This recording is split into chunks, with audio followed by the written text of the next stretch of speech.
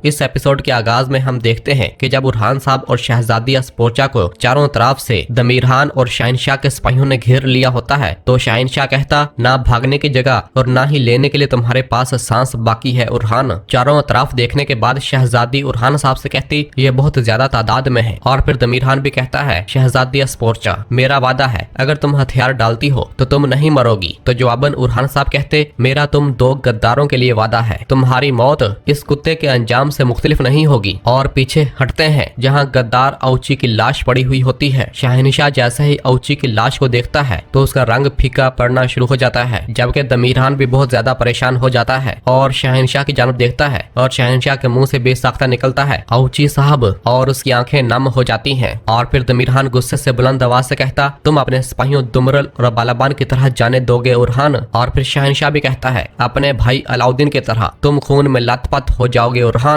तो जवाबन उरहान साहब कहते हैं, जिसका नाम शाहीन और जिसकी शक्ल गिद्ध जैसी है वो तुम हो शहनशाह। आओ आओ ताकि मैं तुम सब की लाशें इन जमीनों पर सजाऊं। और फिर दमीरहान कहता, सिपाहियों इन्हें घेर लो। यह सुनते साथ ही उसके तमाम सिपाही आगे बढ़ना शुरू हो जाते हैं, जबकि अब्दुर्रहमान, खलील और बाकी सिपाही उन पर अपनी तलवारें ताने हुए होते हैं। और फिर शहजादी कहती, दायरा तंग होता जा रहा है। और फिर उरहान साहब चारों तरफ देखने के बाद कहते, हल्का तोड़ो। यह सुनते साथ ही वो और उनके सिपाही शहनशाह और दमीरहान के सिपाहियों पर हल्ला बोल देते हैं और उनसे लड़ने लग जाते हैं। अब्दुर्रहमान अपना कुल्हाड़ा चलाना शुरू कर देता है, जबकि तुरान भी अपनी तलवार अबताब से चला रहा होता है, जबकि शहजादी और उरहान साहब भी अपने सामने आने वाले सिपाहियों को मौत के घाट उतारना शुरू कर देते हैं और मौका मिलते साथ ही एक जानब भागना शुरू कर देते हैं, जबकि उनके सिपाही भी उनके पीछे पीछे भागते हैं। उन्हें भागता हुआ देखकर शहनशाह और दमीरहान को बहुत गुस्सा आता है और वो भी उनके पीछे रवाना होते हैं और दमीरहान के पास आते हैं। दमीरहान को मरा हुआ देखकर शहनशाह बहुत ज्यादा उदास हो जाता है और परेशान हो रहा होता है और फिर कहता, इस बार तुम भाग नहीं पाओगे उरहान,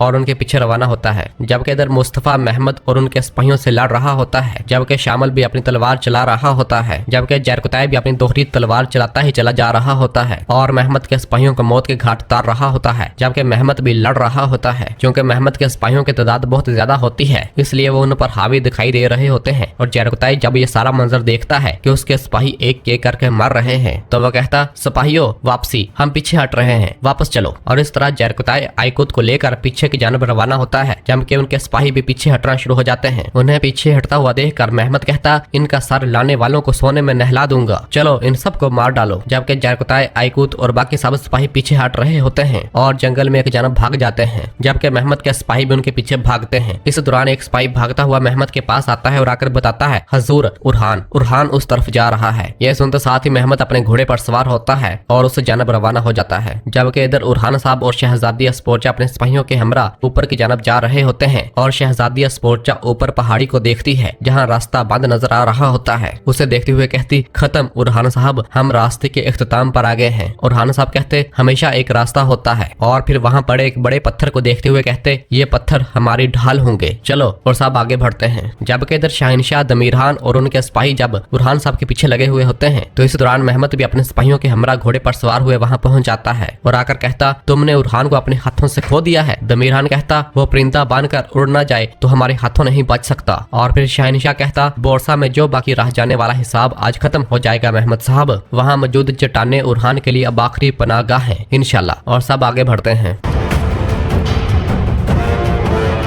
और फिर इसके बाद हम अगले मंजर में देखते हैं कि फलादियोस तमीर बोगा के हमरा अपने आबाई गांव जा पहुंचता है और वहां बाजार में से आगे बढ़ते हुए अपने घर की तलाश कर रहा होता है। हर तरफ देखने के बाद अपने दिल में कहता, मैं अपने घर का रास्ता क्यों याद नहीं कर पा रहा, मेरे बचपन के आसार की जानब ले जाने वाले ये पत्थर मुझे अजनबी से क्यों लग रहे हैं। कहाँ है मेरा बचपन, मेरी माँ, मेरे बाबा, कहाँ है मेरी मासूमियत का ठिकाना। और फिर आगे बढ़ते बढ़ते वो उसी मकाम तक जा पहुंचते हैं जहाँ पर फलादियोस के वालिद और वालिदा को शहीद कर दिया गया था। और फलादियोस की नजर उसी दरवाजे के गेट पर पड़ती है जिसके ऊपर बिस्मिल्लाहिर्रहमानिर्रहीम लिखा हुआ है। और फलादियोस उस लम्हे को याद करता है जब वो भागता भागता अपने बाबा के पास गया था और कहा था, बाबा खुदारा ना जाएं बाबा। फलादियोस दरवाजे के ऊपर बिस्मिल्लाहिर्रहमानिर्रहीम लिखी हुई पढ़ता है और उस लम्हे को याद करता है जब उसके बाबा ने उसे उठाया हुआ था और वो उसी दरवाजे को देख रहा था। उसे इस तरह देखकर तमीर बोगा उससे पूछता, ये किसका घर है। तो फलादियोस कहता, मेरे बचपन का। और फिर अपने दिल ही दिल में कहता है, मैंने इस घर में आंख खोली और फिर उस लम्हे को याद करता है जब बचपन में उसकी माँ ने उसे कहा था, चलो बेटे अब अपने बाबा को छोड़ दो, और इन तमाम वाकयात को याद करता है और अपने दिल में कहता है, मैं यहाँ एक झूठ से बेदार हुआ। और उस लम्हे को याद करता है जब उसकी माँ को तीर लगा था और वो जमीन पर जा गिरी थी। उसे याद करते हुए फिलादियोस अपने दिल में कहता है, मुझसे मेरी जिंदगी और मेरा सब कुछ यहाँ से चुराया गया। और फिर उन तमाम लम्हात को याद करता है जब उसके बाबा ने पकड़कर उसे जल्दी से एक जानब बैठा दिया था और बाज़ंतीनी सिपाही वहाँ आ गए थे और उसके बाबा पर हल्ला बोल दिया था। वो अल्लाह अकबर का नारा बुलंद करते हुए उनसे लड़ने लग गए थे, लेकिन एक बाज़ंतीनी सिपाही ने पीछे से उनकी पीठ में अपनी तलवार घोंप दी थी और उन्हें शहीद कर दिया था और फिर दरवाजा तोड़कर घर के अंदर दाखिल हो गए थे। फिलादियोस इन तमाम लम्हात को याद कर रहा होता है और फिर इसके बाद उसी लम्हात को दोबारा याद करता है जब कोई आदमी उसके वालिद के पास बैठा था और उससे खंजर उनका ले लिया था, यानी वो सारोज ही था, और उसने उसी खंजर से फिलादियोस के वालिद को मार डाला था और उसके बाद वो फिलादियोस की जानब बढ़ा था। फिलादियोस इन सारे लम्हात को याद करने के बाद उसी घर के पास आ जाता है और उनकी दीवारों को देखते हुए कहता, बिल्कुल पहले की तरह, और फिर वहाँ बैठ जाता है और अपने दिल ही दिल में कहता है, माँ आपका बेटा आया है, देखें देखें वो कितना बड़ा आदमी बन चुका है, बाबा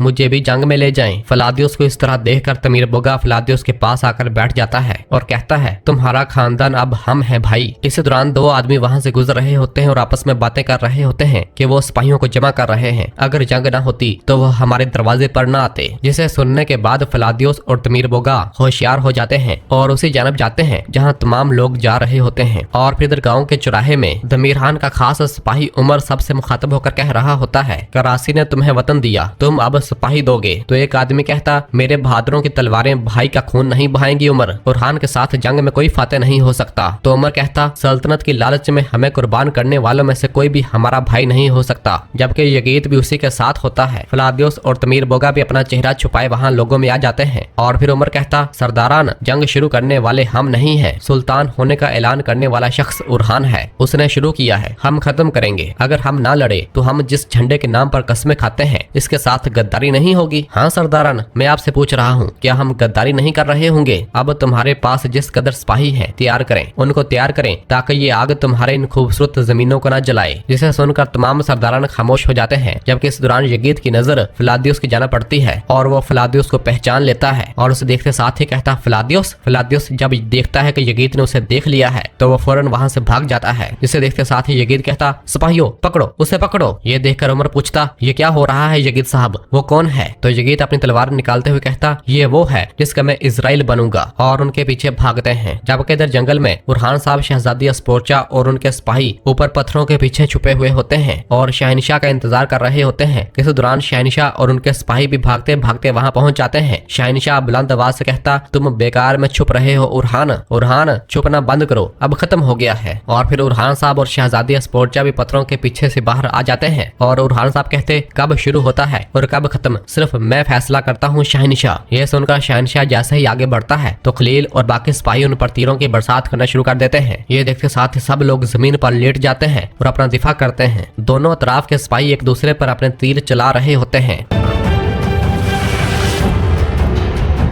और नाजरीन इसी जगह पर एपिसोड खत्म करते हैं। मिलते हैं बहुत जल्द अगली एपिसोड के साथ। वीडियो को लाइक कर दें और जिन दोस्तों ने अभी तक चैनल सब्सक्राइब नहीं किया वो जल्दी से चैनल सब्सक्राइब कर दें और बेल आइकन यानी घंटी वाले निशान को भी प्रेस कर दें ताकि आने वाले एपिसोड्स आपको आसानी मिल सकें। दुआओं में याद रखें। अल्लाह हाफिज।